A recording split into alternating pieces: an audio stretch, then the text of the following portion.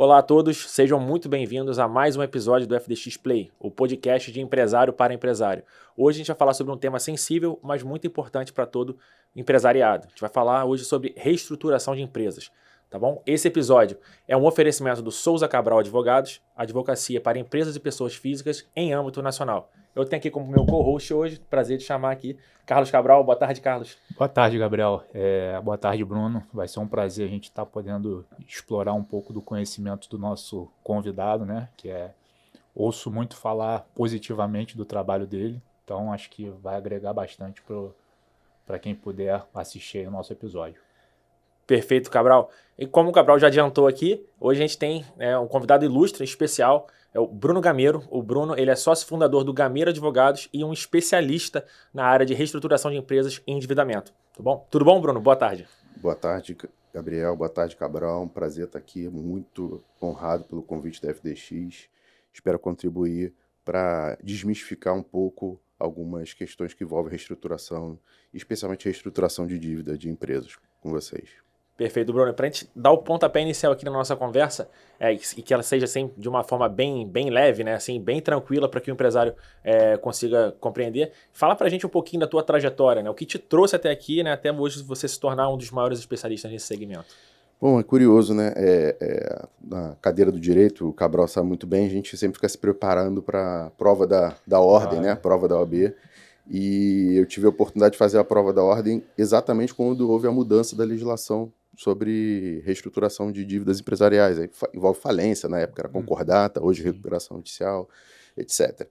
E desde então foi um tema que sempre me interessou, mas eu segui minha carreira durante mais de 7 anos como executivo de multinacionais, de empresas, atuando como executivo jurídico dessas empresas, até quando a gente teve a oportunidade de um trabalho mais específico, liderar a um projeto de reestruturação de uma grande empresa nacional, e aí assim, toda a complexidade dentro das entranhas da empresa, de entender o problema ali, né, nascendo, sendo desenvolvido, e buscar soluções.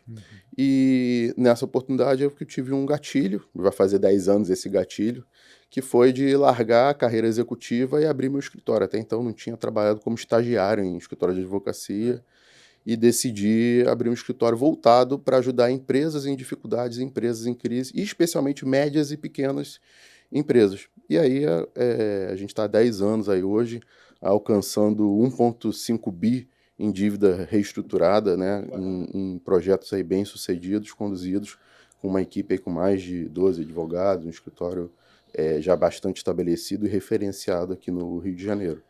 Perfeito, Bruno. E tua trajetória até é bem peculiar, né? Ela é bem diferente de um advogado ali, vamos dizer assim, entre aspas, normal, né? Do que ele geralmente galga ali, e também é uma história de sucesso. E aí já trazendo também o que você falou ali, né? De você, foi picado ali pelo mosquito da reestruturação. Me fala um caso teu ali que, por exemplo, poderia ser um episódio do Netflix ali, um caso bem legal. Obviamente, anonimizando, né? Não precisa falar o nome da empresa, mas que você fala assim, eu levo jeito para isso aqui. Acho que todos os casos têm alguma peculiaridade, né? Tem uma especificidade, né? Até porque a gente está tratando especialmente de pessoas no final das contas, atrás dos CNPJs. Tem um caso muito peculiar, que é de uma referência de espaço de eventos e eventos sociais e festas aqui no Rio de Janeiro.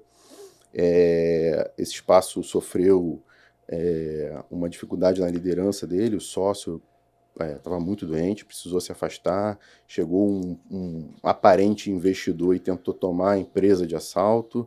Nisso, esse sócio precisou se afastar ainda mais do negócio, veio a falecer, uma sucessão familiar, Caramba, a empresa quase indo à falência. E aí nós conseguimos reequilibrar isso, assim, uma questão até familiar muito complexa. Conseguimos reequilibrar o negócio voltou a ser uma referência hoje no mercado, e quando tudo parecia bem, veio só a pandemia e determinou que todos os eventos, setores de eventos ficassem, né, fechados. Então, teve a segunda temporada dessa série da Netflix. E hoje é um case assim, de sucesso, não pelo resultado positivo, mas por todos os desafios que nós enfrentamos nesse projeto.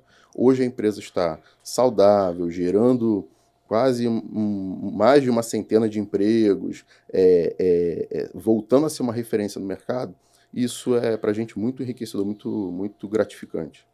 Perfeito, Bruno. Pô, muito legal esse teu relato, né? E a gente vê também que, às vezes, a empresa se reestruturar e até passar por um episódio ali que ela não tem nada a ver, né? Que não estava dentro ali do esperado, né? Não, assim como para ela, como para todos, e ainda assim você conseguir superar esses obstáculos. Então é um case de bastante sucesso, bem legal da gente poder vislumbrar aqui. E também já entrando nessa seara ali da reestruturação em si, o que você pode dizer para a gente, assim, de quais são os primeiros sinais que o empresário deve notar para ir ligar o botão vermelho ali do alerta? Ó, a empresa não está indo por um lado legal, é bom a gente começar a pensar numa estratégia para poder reestruturá-la. Eu costumo sempre fazer bastante analogia com situações do cotidiano, né? Eu costumo sempre fazer uma associação do barco que começa a entrar um pouco de água pelas frestas, né? Então, o empresário ele não pode fechar os olhos e fingir que não está percebendo que o negócio não está saudável, que ele não está indo num caminho de prosperidade. E habitualmente, o que acaba acontecendo? Tomada de endividamento para pagar contas básicas. Essa daí é a bola de neve. Né? O endividamento não é problema, não é doença para um negócio. O problema é o endividamento que ele não é estratégico, que ele não é tomado com objetivo estratégico. E muitas vezes, quando ele é tomado apenas para pagar contas básicas, a empresa começa a tomar suas linhas de crédito para cumprir obrigações essenciais. Isso é péssimo. E aí começa uma sequência, eu costumo dizer que é um iceberg, né? E o que costuma acontecer embaixo é isso, a tomada de crédito nesse modelo, dificuldade de honrar obrigações tributárias, né? Começa, a primeira coisa que o empresário passa a deixar de pagar são os impostos, né? É aquilo que aparentemente parece que prejudica menos a atividade dele, dependendo da atividade. Começa a ter dificuldade de honrar obrigações com fornecedores, e aí renegociações, pede mais prazo, começa a renegociar aqueles contratos financeiros que ele tomou de maneira não estratégica, aí começa novas linhas de crédito, vira uma verdadeira bola de neve, né? Até quando a gente percebe na ponta do iceberg o que aparece, começa a ter protestos, negativações, execuções de dívidas, busca e apreensão de equipamentos, né, muitas vezes financiados. Exato. Então, você manejar isso, depois começa a ficar difícil, né? E aí, além da questão financeira em si, tem sinais também comportamentais do próprio empresário, e aí empresário é aquele que organiza a atividade, pode ser até mais de um. Né? Então, além da questão financeira em si, você já consegue vislumbrar ali o comportamento dele mudando, né? Muitas vezes o problema do negócio, né, a falta de reação e de ação à crise, né? O empresário ele tende a ser um otimista por natureza, e o empreendedor, né, se espera disso nele. Ele muitas vezes acredita que no mês que vem a coisa vai mudar. Exato. Algo inesperado vai acontecer. Eu costumo até falar em situações mais críticas, né? Alguém vai chegar com uma mala de dinheiro e vai botar na mesa para ele de presente. Isso não vai acontecer. Né? Então ele vai esgotando o máximo possível, esticando a corda o máximo possível, confiante ou incrédulo de que, né, o pior pode acontecer, e vai levando isso até um cenário de desgaste muito, muito maior. Infelizmente, isso é uma recorrência. Como que você enxerga hoje o cenário atual, ali falando agora de uma maneira mais geral, o cenário das empresas brasileiras, especificamente também aqui do Rio de Janeiro, onde você atua mais, e quais os setores que você entende que sejam mais vulneráveis para a questão do endividamento e da reestruturação? Eu costumo dizer que nós estamos passando por um momento extremamente desafiador no mercado como um todo. Perceba, a gente está com taxa Selic atingindo recorde, né? Quase, acho que é a maior taxa em quase 20 anos que a gente está falando, né? Então, crédito caro, é menos capital de giro, é menos injeção de recurso nos negócios, diminuição de margens das empresas, dos negócios como modo geral, além do próprio consumo como um todo. Então, a questão é que o empresário que já vinha alavancado, e a gente não está falando só agora de uma questão pontual, né? A gente falou, por exemplo, já de Covid, né, de pandemia, de todo esse cenário. O empresário que já vinha levando algumas pancadas nos últimos anos, ele agora enfrenta esse cenário ainda desafiador. Então, quem está alavancado, quem já estava alavancado, fica numa condição de extrema vulnerabilidade hoje para manter o negócio viável, honrando os compromissos, né, as dívidas, os empréstimos e as obrigações que foram contraídas durante esse tempo. E aí você observa, por exemplo, o segmento da indústria, que é um dos maiores setores que acionam, por exemplo, recuperação judicial, né? O comércio como um todo, serviços como um todo. É uma brincadeira, mas eu costumo falar que se existe algum empresário hoje no mercado que está bem, eu não conheço ou ele está mentindo. É muito improvável de que alguém de algum mercado hoje esteja, como a gente costuma falar, nadando de braçada, muito bem, né? Pode ser um setor muito pontual agora. Serviço, comércio, varejo como um todo. Eu tenho clientes hoje de diversos segmentos, desde de saúde a indústrias, entendeu? Entendi.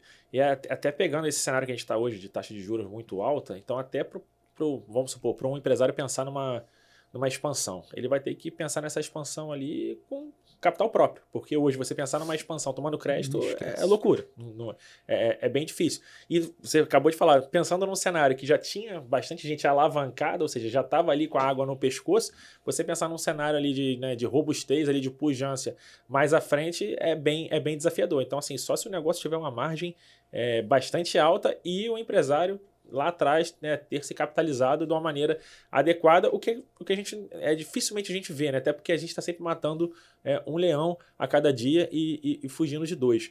Então é interessante essa reflexão que você trouxe, porque essa questão ali de como o empresário se comporta, né? E dependendo do setor onde ele esteja inserido, isso pode trazer até mais dificuldade para ele. Assim, não é nem uma dificuldade ali pontual. Seja ali uma dificuldade mais estrutural. E para o empresário compreender isso, como é que isso pode ser incutido ali na cabeça dele através de uma assessoria? Quando é que você consegue mostrar para ele que isso aqui não é pontual, isso aqui é mais estrutural, que você precisa seguir um caminho agora de recuperação? A crise muitas vezes, né, e a crise advinda do endividamento, muitas vezes ela vai sendo construída, né, tijolinho por tijolinho, né, peça a peça. Eu costumo dizer que muitas vezes a gente observa do empresário, ele não é mais dono da empresa, ele não é sócio do negócio, ele na verdade virou escravo do negócio, porque ele chega no final do mês, ele tem um PMT de dívida bancária, né, com financeiras a pagar, que é muito maior do que ele tem condições, por exemplo, de ter de retirada no negócio, né? Quando não interfere a condição dele pagar empregados, etc. Então, muitas vezes essa questão estrutural está muito conectada com o histórico de como vem sendo construída essa crise, né? Quando a crise ela é estrutural, ela é como se fosse uma infiltração na parede das empresas, né? Ela vai corroendo gradativamente, ela é uma sequência de prejuízos acumulados, né, de diversos anos, enquanto muitas vezes uma condição pontual, como a gente até usa a própria pandemia como uma questão pontual, né? Os negócios estavam ali funcionando em dia, de repente muitos tiveram que fechar as portas, encerrar. Isso é uma condição, né, externa de mercado que você consegue identificar. Muitas vezes ela traz consequências gravíssimas, mas você consegue ali identificar consequências e soluções para que você possa buscar um caminho de reabilitar. Já a estrutural é um pouco mais complexa, porque necessita que o empresário ele faça uma reflexão, que ele reavalie internamente, reavalie procedimentos, processos. Quando não, né? A gente, quando fala de média e pequena empresa, fala de governança, parece muito complexidade para eles, mas ele avalia muitas vezes questões de gestão para redesenhar, ressignificar o negócio dele para frente. Entendi. Você trouxe um ponto importante, que aí é mais o aspecto comportamental também do empresário, do que propriamente a questão financeira. A questão financeira, óbvio, vai ser aquele primeiro sintoma ele vai ver ali no dia a dia dele, mas a questão do ego ali, do comportamento, é bastante importante. E na sua opinião, por que você acha que o empresário brasileiro, como um todo, óbvio, né, existem exceções, mas por que ele é resistente ali à questão da reestruturação?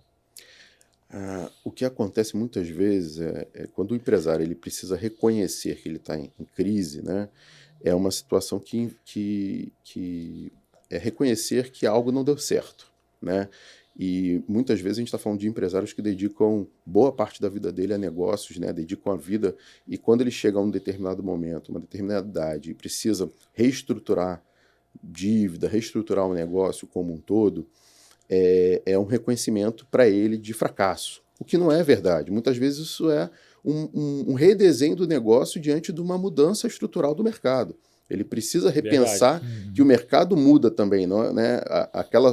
Aquele negócio que ele desenvolveu atrás, ele não é mais o mesmo e o mercado mudou também. O próprio cenário macro também, tudo pode ter alterado. Mexe até um pouco da vaidade dele para ele poder ter esse start, né? Exatamente, a vaidade do...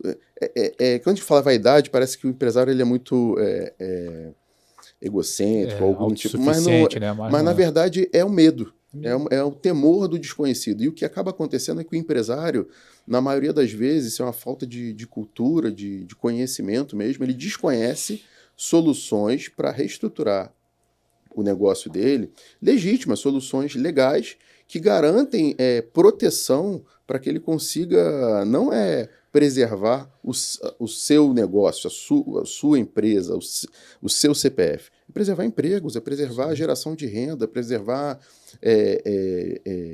fomento econômico. Até ali famílias, né? Tá cuidando de famílias ali, mal exatamente, bem, né? Dependendo de quantas pessoas né? ali.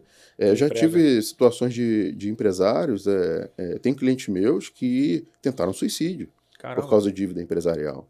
Tem cliente, é comum no meu escritório receber empresários com 60, quase 70 anos de idade, pessoas que tiveram um negócio próspero no passado, de repente, né, a pessoa está lá desabando em choro porque não vê solução para reabilitar o negócio diante de um cenário de grave de crise financeira. Então, existe um trabalho, tem uma pressão muito grande no nosso trabalho como profissional, mesmo na área jurídica, também de ter um pouco de psicólogo, de entender, de demonstrar para ele também o caminho. É inerente à nossa profissão, essa parte da psicologia. De fazer ele observar, dele fazer ele perceber que existem soluções, existem caminhos, e naturalmente nada é fácil, nada O remédio pode ser amargo, mas ele vai funcionar. Exatamente. Né? Então, uma pergunta que eu ia te fazer, Bruno. Como é que você aborda de modo assim, pelo menos quebrar essa resistência, pelo menos fazer com que o empresário consiga te ouvir? Olha, eu gosto muito de trabalhar com dados e fatos, né? Normalmente, qual o tipo de trabalho que a gente costuma desenvolver com o cliente, né? Ele precisa apresentar para a gente um histórico do negócio dele, algumas informações econômicas, financeiras, e com isso nós conseguimos confrontar ele com realidades, né? Você está percebendo que a sua margem já foi embora faz alguns anos, você está percebendo que determinado investimento que foi feito, ele não está trazendo retorno. E muitas vezes isso passa por uma necessidade dele encontrar soluções. É muito fácil, né? Eu costumo falar o engenheiro de obras prontas, né? Chegar aqui e dizer para alguém o que tem que fazer, mas ele é que está sentindo a dor, ele que sabe qual é o que vai dormir com a dor, com um problema na cabeça. Então nós costumamos muito apresentar para ele, dentro dos próprios números dele, o que ele está enfrentando e quais são as soluções possíveis. E muitas vezes deixamos ele avaliar isso com o tempo dele. Esse é um outro fator importante, o tempo de reação. O momento de intervir ali, né? O tempo de reação do empresário diante da crise. É comum que eles fiquem num cenário de, como a gente falou um pouco antes, né, num cenário de acreditar que algo externo e novo vai acontecer e vai ajudar, né? De uma hora para outra o faturamento vai melhorar, a margem vai aparecer. E isso não acaba acontecendo de forma mágica, né? Então, esse tempo de reação, muitas vezes, é que transforma um projeto de reestruturação de endividamento com chances de êxito ou não. Porque se você deixa para acionar algumas soluções tarde demais, elas já não trazem o mesmo efeito do que antes. É como se fosse um tratamento médico para uma doença grave. Quanto Sim. antes você diagnostica, quanto antes você inicia o tratamento, mais chances você tem de se recuperar. Se você deixa para iniciar um tratamento de um câncer, por exemplo, num estágio final, gente, chances de Vai ser só recuperação um paliativo. Com certeza. são, né? Então esse é o ponto central. Muitas vezes a gente tem clientes, nós tivemos alguns casos aqui, né? Tem um cliente que toda vez que a gente fez uma reunião, ele vira e fala, poxa, eu tinha que ter feito isso há 3 meses atrás, eu tinha que ter feito isso antes. A gente conversou a falar no meio de um ano, ele iniciou um projeto conosco em março do outro ano. Nisso ele perdeu 5 milhões tipo assim, dinheiro que foi pelo ralo, porque ele não tomou decisão, não tomou No medida timing correto, no né? time correto. E aí, quando ele tomou a decisão, até hoje ele fala, pô, tinha que ter feito isso antes. Perdi muito dinheiro por não ter buscado uma solução no tempo adequado. E até essa questão do ego ali, na tua opinião, né? Aí o ego também falando um pouco da questão do comportamento, né? Não entenda ego ali, como você falou, como algo assim, pensando, né, no egocentrismo estritamente. Você acha que é o principal obstáculo para o empresário, para ele conseguir se recuperar? Ou não? Tem outros fatores que são importantes também? O principal obstáculo nesse aspecto é o medo, né? Eu acho que existe uma falta de cultura, de conhecimento sobre as soluções que existem para ajudar no enfrentamento da crise. Então, tudo que se fala às vezes no mercado, na TV, né, acaba jogando ao entendimento desse empresário que as soluções são, de alguma forma, negativas, prejudiciais, ou até marginalizam as soluções. Mas, na verdade, são soluções legítimas e estão disponíveis no mercado para ele poder se socorrer no momento de crise. Né? Essa ignorância no sentido de não conhecimento, né? De desconhecimento das soluções, é que muitas vezes faz o empresário perder o timing correto de buscar uma solução. Né? E em contraponto a esse empresário que tem, digamos, um ego e é meio reticente para procurar fazer essa reestruturação, a gente também lida com aqueles empresários que não têm ego nenhum e já pensam assim, já estou começando a ficar muito endividado, vou fazer logo a minha recuperação judicial para não sofrer penhora. Aí chega para você, aí você vai ver a empresa dele não tem nenhum pré-requisito que vai enquadrar na lei de recuperação judicial e você tem que, infelizmente, passar a ideia para esse, digamos, aventureiro, falar, meu amigo, você está endividado, mas você não está cumprindo nenhum pré-requisito da lei de recuperação judicial ao ponto de a gente ficar enquadrado e a gente poder desenvolver esse trabalho. Você deve lidar com isso bastante, que é aquele cara que chega assim, meu irmão, eu quero fazer uma recuperação judicial, como é que eu faço? Aí você tem que falar, peraí, vamos sentar aqui e vamos expor esses pontos. Já deve ter passado por isso várias vezes. Né? Eu costumo sempre falar que a recuperação judicial é a última solução, né? Ela é uma solução extremamente abrangente, extremamente eficiente, mas você precisa sim atender diversos requisitos. O seu negócio precisa estar preparado para entrar numa maratona que é a recuperação judicial. Ela não é um processinho, um processo judicial. Não, uma maratona. Eles pensam assim, o inadimplemento é o único pré-requisito que eu tenho que ter para ir para a recuperação judicial. É assim que eles pensam. Não, a gente precisa de outros requisitos, né? Existem análises um pouco mais complexas, econômicas, de viabilidade. E eu costumo dizer que uma recuperação judicial mal preparada, ela não é um remédio, ela é um veneno. Né? Perfeito. Sim, ela precisa ser... Eu gasto muito mais tempo hoje nos projetos do escritório com preparação de projetos de recuperação judicial, quando é o caso, do que efetivamente com a distribuição, a condução do processo. Porque a preparação, ela pressupõe que exista uma série de pressupostos que precisam estar atendidos. E muitas vezes a solução propriamente dita da recuperação judicial, ela só vai acelerar a crise e não resolver o problema. Então, existem outros meios, a própria recuperação extrajudicial, negociação direta com credores, captação de recursos através de oferecimento de alguma estruturação de capital novo. Outras soluções são possíveis a depender do tipo de crise que aquele empresário está enfrentando. Agora, quando a gente fala de dívida trabalhista, dívida com fornecedores, dívida Fiscal. com banco, dívida fiscal, que mesmo não contemplada numa recuperação judicial, a recuperação judicial traz benefícios indispensáveis para uma reestruturação dessa dívida, né? Quando você fala de uma crise completa, né, do negócio, aí sim a recuperação judicial acaba sendo uma solução habitualmente mais condizente. Ele precisava mais, desculpa, Gabriel, ele precisava às vezes mais de um administrador do que propriamente um advogado, né? Sim. É até nesse ponto que o Carlos trouxe que eu ia te perguntar, Bruno. Quando uma pessoa chega ali já muito certa, não, eu quero fazer isso porque se eu fizer isso, eu acho que eu vou conseguir trilhar um caminho melhor aqui para me recuperar. Isso aí você já meio que tem se pressupõe de que a vida pessoal daquele cara está sendo muito afetada, daquele empresário está sendo muito afetada, para ele chegar a um ponto de já tentar chegar com a solução mágica para você só, de alguma maneira ali, manejar. Dentro do que você vê ali, antes da gente falar da recuperação judicial em si, a gente vai falar sobre ela também, sendo ela um dos principais instrumentos, não o único. Mas como você vê dentro do que você já passou, né, em diversos processos, sejam judiciais ou extrajudiciais, da questão atrás daquele CNPJ tem um CPF. Né, de toda empresa, aí seja um CPF ou vários CPFs ali da pessoa que está organizando. Como que você vê a questão pessoal? Assim, para chegar nesse ponto, o profissional está interferindo muito no pessoal ou não? Você consegue ver, empresários conseguem distinguir bem isso? Olha, a gente tem que ser realista que mais de 90% das empresas no país são empresas familiares, né? Então, Sim. são às vezes dentro de casa, né? Ou que são concebidos e dentro de casa. Então,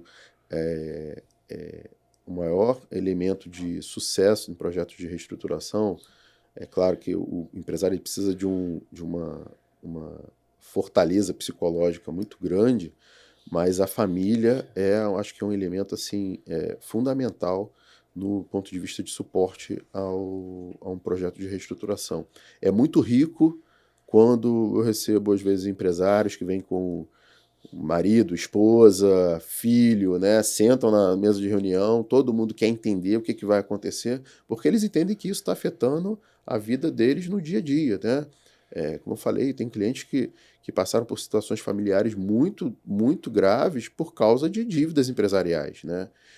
A verdade é que o empresário ele tem um estigma de sempre ser uma pessoa com sucesso, bem-sucedida, né? Quando não, né? Quando a gente faz uma comparação às vezes com um empregado, com um seletista, né? Como alguém que tira vantagem do trabalho dos outros, né? E não é isso. Na maioria das vezes essa pessoa está ali com uma carga de responsabilidade muito grande, um sofrimento, uma pressão muito grande para conduzir negócios e garantir muitas vezes empregos, né? Eu já cansei de ver empresários vendendo carro, vendendo bens que conquistou durante a vida toda para poder injetar recursos na empresa. E aí qual é o problema? Ele faz isso num ato de desespero e num ato de legítimo interesse de salvar um negócio, de boa fé, mas muitas vezes ele faz isso com a estratégia errada. Porque se ele está com disposição para fazer isso tudo, num processo, num projeto onde a gente consegue reestruturar e otimizar os ativos dele, é muito mais eficiente e vai trazer muito mais segurança para ele e para todos os envolvidos, credores e os próprios empregados. Perfeito.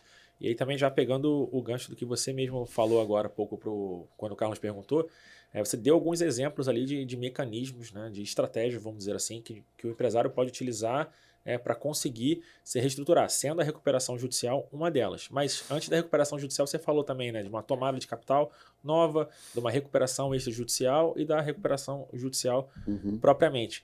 Quando que cada um desses vai se enquadrar melhor, né, pro empresário? Depende muito do segmento que ele atua ou não, o segmento em si não vai afetar, depende do tamanho da dívida que ele tem, de quais dívidas ele tem. Explica um pouquinho melhor para a gente, por favor. Quando a gente tem uma realidade de um endividamento alto ou que causa um impacto no negócio, mas a gente está falando de poucos credores, muitas vezes a negociação fica um pouco mais direta, mais Tranquila, pessoal. né? Mais tranquila. Né? E aí você consegue, eventualmente, apresentar dados, mostrar informações. Quando é o caso, entrar com medidas judiciais também, sim, que podem ajudar na preservação da negociação, né? E chegar a um ponto de equilíbrio com esse grupo limitado de credores. Né? E aí, quando a gente está numa realidade dessa, muitas vezes buscar soluções menos completas do que uma recuperação judicial pode parecer fazer mais sentido. Pô, vamos como exemplo, se a gente está devendo um valor substancial a apenas um banco, não faz sentido a gente entrar com uma recuperação judicial que trata de dívida trabalhista, tributária, com um monte de fornecedores por causa de dívida com um banco. A gente precisa encontrar uma solução de negociação direta com esse credor. Né? E muitas vezes soluções podem ser apresentadas.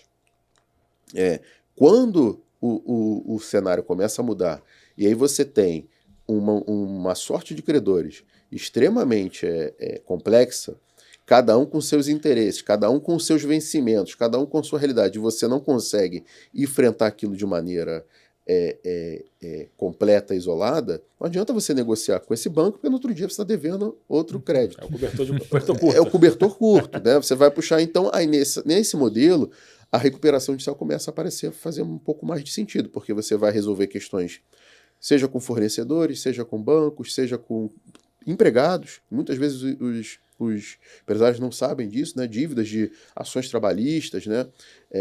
Quando não, a empresa precisa passar, às vezes, por uma reestruturação, e reestruturação não quer dizer só renegociação de dívida, né? Às vezes ela precisa enxugar quadro de empregados, reduzir margens, reduzir estabelecimentos, fechar estabelecimentos, quer dizer, todo esse trabalho de gestão operacional, muitas vezes ele vai deflagrar a necessidade de uma reestruturação depois de dívidas. Sim. Né?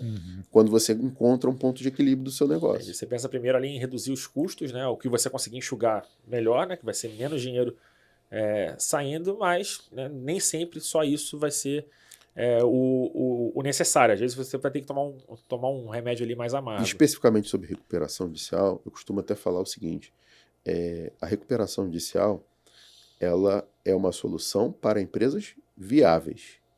Perfeito. A empresa tem que ser viável. Se a empresa ela não é viável, ela pode estar em um endividamento que torne o negócio, a operação inviável. Mas o negócio em si tem que ser viável.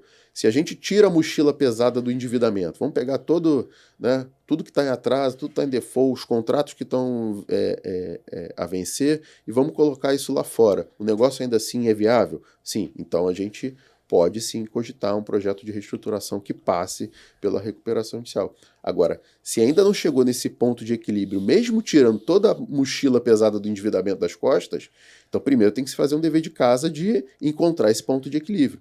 E mesmo que fazendo isso, você gere mais dívida. Porque muitas vezes tem casos aqui de clientes que precisaram rescindir contratos de locação de pontos comerciais, geraram multas altíssimas por causa disso, mas quando ele inabilitou essas unidades, o negócio dele ficou saudável. Ficou mais enxuto, né? Ficou mais enxuto. Ele começou a ver a margem aparecendo. O problema é que ele agora tinha uma conta pesada para pagar. Mas aí isso foi possível de ser reestruturado numa condição bem confortável para ele no negócio depois dele ter resolvido essa questão de gestão empresarial. Pô, perfeito, Bruno. Pô, essa tua resposta agora foi maravilhosa, porque desmistificou muita coisa do que, vamos dizer assim, o público em geral, quem não está envolvido tanto juridicamente com a recuperação, do que as pessoas podem pensar a respeito.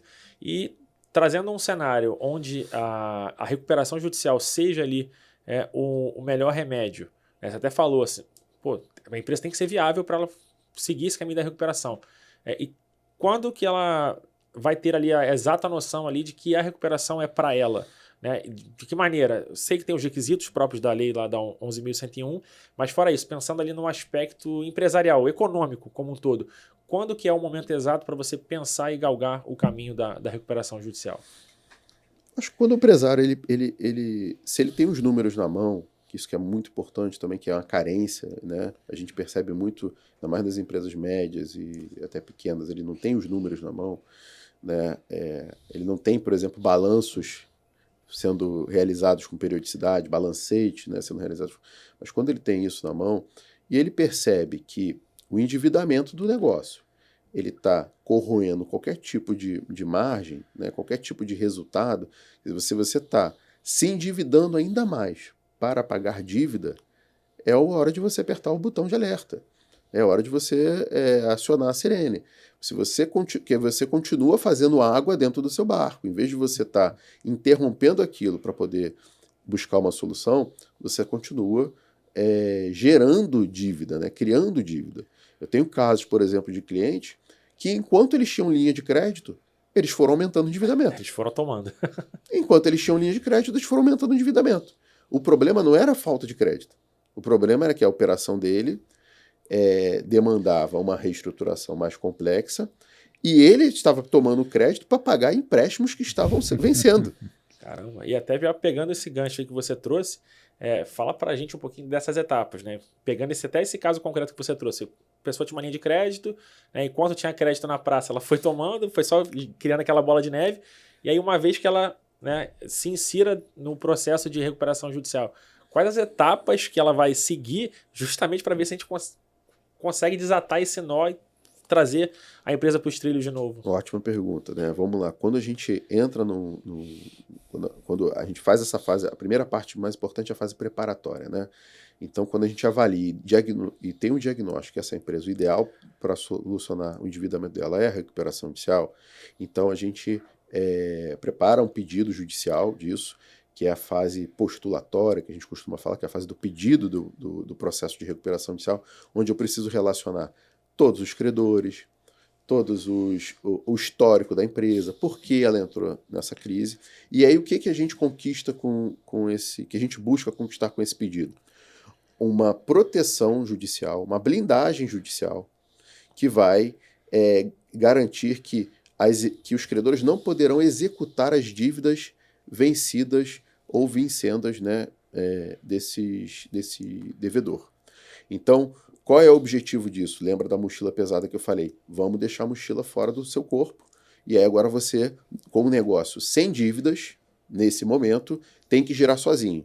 Você vai ter que continuar pagando seus salários, vai continuar cumprindo as obrigações futuras, né, com fornecedores. Você pode, inclusive, tomar novas linhas de crédito. Porém, aquele endividamento que estava causando esse sacrifício, ele vai ficar protegido, blindado, né? E aí você entra na fase que é a fase negocial com esses credores, que é justamente, isso dura em média hoje no Brasil mais de um ano e meio. Então perceba, você hoje está com um negócio absolutamente sufocado, estrangulado, pagando dívidas, para de pagar todo esse endividamento e vai ficar em média um ano e meio, negociando com os credores como você vai tratar aquela dívida.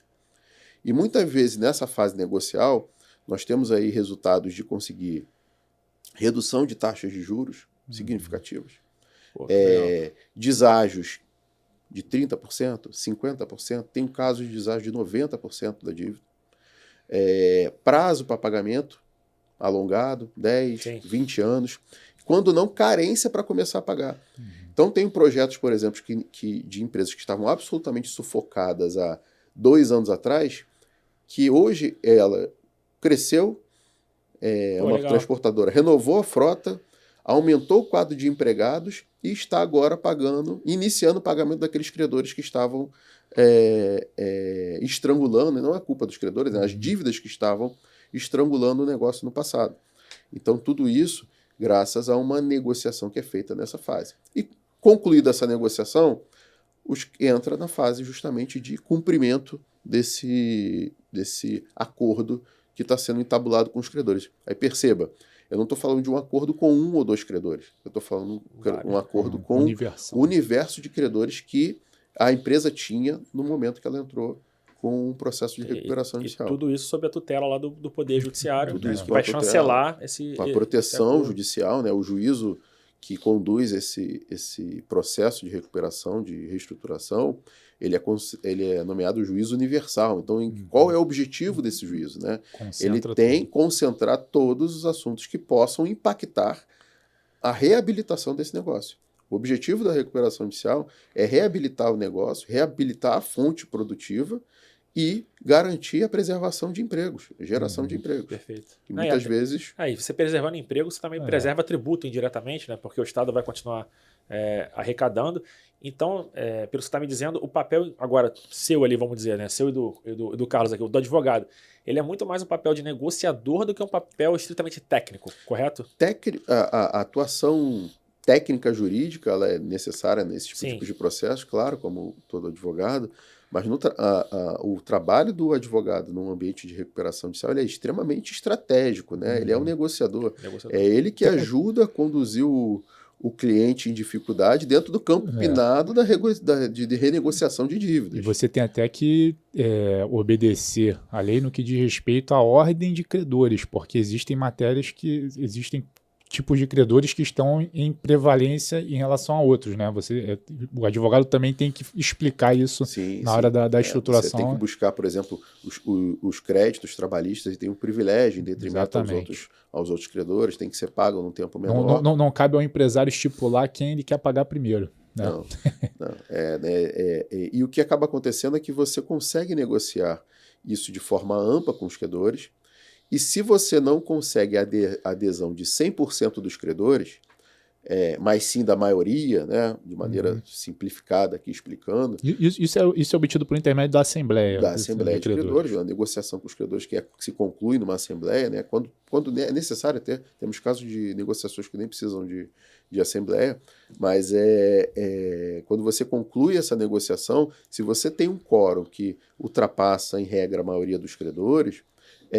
o que está negociado ali vai se impor àquele credor que não concorda com ele e a obrigação está renegociada, está novada, né? Cabe a você cumprir aquele plano de pagamento que foi ajustado dentro da recuperação judicial e os credores têm que concordar em receber nesses ditames. Entendi. Bom ponto que você trouxe, você até falou também do juízo universal, que vai concentrar toda e qualquer demanda vindo ali, né, que esteja subjacente ali a essa questão daquela empresa em si, mas a gente está no Brasil. Né? Então vamos supor que algum credor queira, não, olha só, a minha situação aqui... O risco Brasil em vigência. Exato, a minha situação aqui é um pouco tranquila e tal, é pouca coisa. Se algum credor tentar fazer um acordo por fora, vamos dizer assim, com essa empresa que está em recuperação, isso tem alguma validade ou não? É nulo?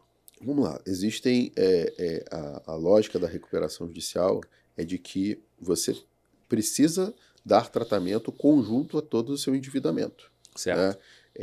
E a lei proíbe, veta que você dê tratamento privilegiado a credores que estão em recuperação judicial. Tem uma situação peculiar, né? Alguns clientes meus, quando entram em recuperação judicial, os credores continuam ligando para ele, né? Pô, cara, você precisa pagar, precisa resolver, vamos fazer aqui, eu te dou um desconto. Isso. E aí eu tenho que explicar para ele, você tem que falar para ele que você não pode pagar. Você está impedido. Você perdeu a autoridade sobre o seu fluxo de pagamento. Você não pode fazer o pagamento dessa dívida. Você só pode pagar essa dívida no âmbito da recuperação judicial. Agora, é claro que existem créditos, que existe uma discussão sobre a submissão ou não dele da recuperação judicial. Existem garantias que muitas vezes os bancos tentam, né, se amarrar para poder evitar que sejam impactados por um processo de recuperação judicial. E aí, determinadas negociações são possíveis desde que a gente tenha uma segurança jurídica de que aquele crédito pode ser tratado fora da recuperação judicial. Entendi. E aí, no final das contas, essa recuperação judicial, se bem conduzida, né, por uma equipe jurídica boa, né, por um empresário que entenda a importância desse mecanismo, trazendo para um jargão mais popular, ela tem cara de derrota, mas pode ser ali a jogada mais inteligente do empresário no tabuleiro. Olha, o projeto mais exitoso, talvez assim, do ponto de vista de sucesso assim, do escritório, é um caso de recuperação judicial que esse processo já encerrou, né? E quando nós distribuímos essa recuperação judicial, a empresa não tinha um apontamento no Serasa. Caramba. Um protesto. Ela estava em dia com todas as obrigações em todos os contratos. Não estava com nada renegociado. Porém, o que foi essencial para esse projeto? O empresário, ele com os números na mão, percebeu que não tinha mais condições de cumprir aqueles compromissos. O que ele ia precisar fazer daquele momento em diante era se endividar para continuar pagando dívida, se endividar para continuar pagando dívida. E aí, no momento que ele percebeu isso, ele decidiu por uma solução que pudesse renegociar as dívidas sem precisar aumentar o seu endividamento. Perfeito. Conseguimos distribuir o projeto. Foi uma surpresa para o mercado que ele atua. Ele tem é uma empresa com bastante representatividade no mercado. Foi uma surpresa para o mercado que ele atua. E hoje ele está com uma musculatura empresarial pelo menos 40% maior do que ele tinha antes da recuperação judicial. Por quê? Ele conseguiu congelar todo o endividamento durante um tempo significativo, repactou essas dívidas com descontos expressivos, né? E vai iniciar o pagamento em breve desses credores em condições que se encaixam dentro do fluxo de caixa dele sem corroer integralmente a margem do negócio dele. Então, assim, ele consegue agora pensar em investimento, pensar em crescimento e pagar as dívidas, o que era impossível dele pensar alguns anos atrás. Foi um freio de arrumação perfeito para ele ali. Freio de arrumação perfeito. E esse processo que você falou, já terminou ou ele ainda continua em andamento? Ele já está em fase de encerramento. Eu quero te perguntar, quanto tempo durou até chegar nessa fase que ele está agora com musculatura? Olha, a gente ficou 1 ano e meio negociando com credores desde o início do projeto. Quer dizer, porque você imagina hoje o empresário fala assim, você vai ficar 1 ano e meio sem pagar suas dívidas. Né? Aí ele já pensa na... Ele ficou 1 ano e meio, pensa besteira, né? Já, né? Sem pagar as dívidas, negociando com os credores.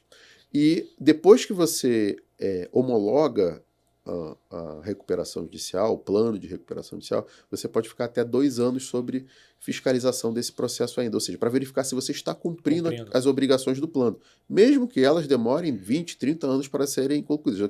Aqueles 2 primeiros anos podem ser um tempo de observação de justiça. Então, nesse caso especificamente, a gente já está concluindo esses 2 anos, e ele agora que vai iniciar o pagamento dos credores, ou seja, ele ficou 1 ano e meio para negociar, e 2 anos depois, 3 anos e meio em projeto de recuperação judicial sem pagar os credores nesse momento. É claro que não pode parecer para o empresário que é tirar vantagem dos credores. Não é um calote, né? É um calote velado. Mas, na verdade, o que acontece é que o empresário ele precisa, muitas vezes, de tempo no negócio para que ele recupere, eu costumo usar o termo musculatura, né? A saúde financeira para ele começar a enfrentar as dívidas. Porque ele diminui o capital de giro, ele diminui o estoque dele, ele vai diminuindo tudo a um ponto que ele não consegue mais enfrentar a dívida. Quando ele começa a recuperar esse dinamismo, né, e ele tem que entender que isso é uma bala de prata. Ele não pode também... É a chance dele, né? Achar que pode cometer alguns erros que ele cometeu no passado durante um processo de recuperação judicial. Então, essa era foi até bom você ter falado, que até ia ser minha próxima pergunta, né? Qual é o erro que mais se repete ali, que você vê que repetidamente ele acontece de maneira corriqueira e que poderia ser evitado? Assim, um erro bobo que poderia ser evitado dentro desse processo? Na maioria das vezes, dentro do processo de recuperação judicial que a gente participa, o que preocupa às vezes é o empresário achar que ele superou a dívida, né? Como se a dívida não existisse, né? Ele está... o que nós conquistamos é uma proteção, uma blindagem do negócio para ele fortalecer a atividade econômica e enfrentar esse endividamento. Muitas vezes ele acha que a dívida foi perdoada. Isso não aconteceu. Acabou, né? Ela vai ter que ser enfrentada em algum momento. E antes da recuperação judicial, muitas vezes o que acaba acontecendo é o timing, é o tempo que o empresário não observa para poder tomar a decisão correta de reestruturar a dívida, né? Ele deixa para fazer isso tarde demais e deixa para buscar essa solução tarde demais. E aí o que acaba acontecendo é o aumento escalado do endividamento. Entendi. Então, fora a questão do timing ali correto, para você ver, preciso de ajuda, né? Red flag aqui está acesa. Mais alguma outra atitude que o empresário deva tomar para que não chegue a ponto, né, dele até chegar numa inviabilidade do negócio dele? Olha, o dever de casa, acho que todo empresário tem que fazer é ter os números na mão. Isso é muito comum. O empresário ele tem que parar de conduzir o negócio com feeling, né? Com a sensibilidade dele. Muitas vezes isso traz ele a um ponto de sucesso, mas quando a estrutura ela aumenta, ele precisa pensar que ele precisa de um pouco mais de profissionalismo. Perfeito. Muitas vezes falta equipe qualificada, e especialmente em gestão financeira, os negócios, né? Nosso escritório atua na área jurídica, nós temos um pouco de expertise contábil financeira, mas nós não somos contadores nem somos financistas, né? Então, é muito comum que o empresário precise trazer cabeças e pessoas com competências para poder ajudá-lo na condução do negócio, né? O que recupera a empresa é gestão, é Perfeito. a operação, é É venda, o administrador. é margem, é isso. A recuperação judicial, até acho que tem o nome errado. Na verdade, ela só protege o negócio enquanto esse trabalho está sendo feito. Né? Se ele utiliza a recuperação judicial para se proteger, consegue congelar as dívidas, consegue segurar os credores temporariamente e não usa esse tempo para resolver questões gerenciais e recuperar o negócio, aí a coisa não... A recuperação administrativa seria a melhor expressão. Recuperação administrativa e financeira. O judicial é só a questão da blindagem e das regras que ele precisa obedecer para fazer essa recuperação. Né? Exatamente. Advogado não recupera a empresa. Exatamente. Né? A recuperação judicial não recupera a empresa. O que recupera a empresa é a gestão, muitas vezes a mão da massa, é o dono entender que está tendo uma oportunidade única, uma bala de prata, para resolver uma questão de crise financeira e institucional que ele precisa contornar. Pô, perfeito, Bruno. Tudo isso que você trouxe para a gente assim, foi bem enriquecedor, tinham muitos pontos, né, que eu confesso que eu nem imaginava que uma empresa poderia passar pensando ali na reestruturação e não só numa recuperação judicial em si. A questão também de desmistificar o que é uma recuperação judicial, né, que você até trouxe aqui agora, que o nome em si, né, já enseja ali um pé atrás, tipo, vou recuperar. Se eu vou recuperar é algo que meio que já perdeu o controle, quando na verdade pode ser ali a salvação da empresa ali, como você também trouxe a bala de prata para fazer com que ela retome o fôlego, né, e possa fazer aquele freio de arrumação. E agora, a gente já está caminhando já para o final aqui do nosso bate-papo, a gente sempre faz um convidado aqui uma espécie de ping-pong. Tá? Então a gente vai fazer perguntas curtas aqui, você responde de bate-pronto. Dentro da tua experiência profissional, você tem algum livro, filme, alguma frase que te inspira? Olha, o pessoal no escritório me sacaneia muito, porque eu costumo falar que tem uma frase que sem milho não tem pipoca, né? Então, eu falo isso muito também para questões que envolvem os nossos clientes, né? Então, muitas vezes eles querem recuperar, né? Querem reabilitar o negócio, só que precisa injetar algo novo para que aquilo aconteça. E não quer dizer que seja simplesmente dinheiro. Muitas vezes um novo enfoque de gestão, um novo enfoque comercial, um posicionamento de marketing, um posicionamento estratégico. Então, ele precisa buscar coisas novas para poder ter resultados diferentes. Então, eu costumo até falar, uso muito essa brincadeira do sem milho não tem pipoca. Não, perfeito. E uma dica prática para o empresário que ele consiga aplicar no curto prazo. Não seja amanhã, mas que no curto prazo ele possa aplicar na empresa dele, se ele sentir que a empresa está começando a sair do trilho. Normalmente a dificuldade é a gente observa os sintomas, mas não observa a causa, né? Perfeito. Eu sempre recomendo, se ele tiver condições, se é uma empresa familiar, se é uma empresa que tem uma gestão um pouco mais profissional, sentar e tentar identificar para onde está indo o resultado da empresa. Né? A empresa ela tem uma função social que é gerar lucro, gerar resultado. Para onde está indo esse resultado? O que está acontecendo com essa operação? Porque se você identifica isso, pode ser o trigger para você pensar o seguinte, talvez eu preciso falar sobre reestruturação. Talvez eu preciso pensar, ou talvez não, talvez é uma torneira que precisa ser fechada, é uma solução que precisa ser reinventada, né? Entender aonde está indo o resultado da empresa. Muito bom, muito bom. Perfeito. Um hobby que você tem ali, quando o Bruno não está, tirou o paletó de advogado, quando você não está ali trabalhando, um hobby que você tem, que você gosta, que deixa a tua mente em paz. Olha, durante muitos anos eu me dediquei um pouco ao kartismo, né? Que era Pô, que legal, pilotar bem kart, diferente, bem diferente. mas aí do peso depois atrapalhou demais isso. Porque aí você tem que aumentar a categoria e chegou uma hora que não conseguia mais, já estava bem pesado para continuar com essa brincadeira. Hoje, né, Gabriel, acho que a gente já teve a oportunidade de jogar de vez em quando, de jogar um pouco nossas partidinhas de tênis, né, Muito com bom os também. amigos, né? Isso aí tem sido uma válvula de escape muito importante. Isso também acho que é muito importante o empresário sempre buscar alguma solução, todo profissional de modo geral, Com certeza. né? Para manter um pouco de tranquilidade, né?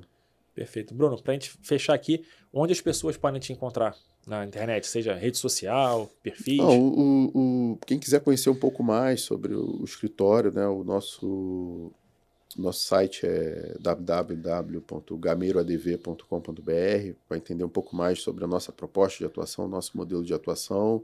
Também, acho que pelo meu nome, você consegue encontrar no LinkedIn, nas redes sociais, nas principais redes sociais. Eu não sou muito presente em redes sociais, não, mas o escritório também, o Gameiro ADV, tá nas redes sociais. Maravilha, Bruno. Queria te agradecer mais uma vez aqui por esse bate-papo muito enriquecedor, muito esclarecedor também sobre reestruturação tanto da empresa quanto de endividamento dela em si. Tá bom? Você está mais que convidado aqui para os próximos episódios. Agradecer também aqui ao Carlos. Carlos, obrigado pela presença aqui, colaborar aqui como co-host nesse episódio tão legal. E principalmente agradecer o Bruno aí, né? O nosso FDX é um grupo de network formado por empresas. E esse assunto tem tudo a ver com aquilo que a gente lida dentro do nosso grupo, né? Somos formados por CNPJ. E todo CNPJ um dia pode passar por uma situação que o Bruno trouxe aí em termos de esclarecimentos. Perfeito. Eu agradeço também. Fique à vontade.